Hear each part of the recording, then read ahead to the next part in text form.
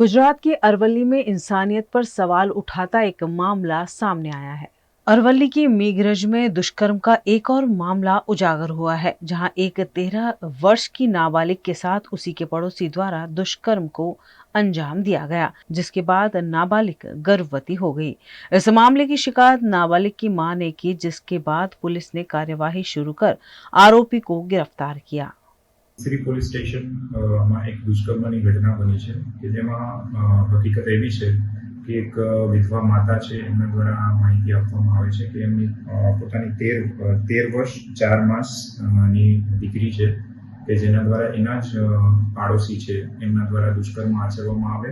છેલ્લા 6-1 મહિનાના સમયગાળા દરમિયાન અને જેના લીધે એ દીકરી છે એ ગર્ભવતી બને અને એ બાબતની જાણ થતાં તાત્કાલિક પોલીસ સ્ટેશને આવી અને એમણે જે માતા છે એમણે ફરિયાદ આપી છે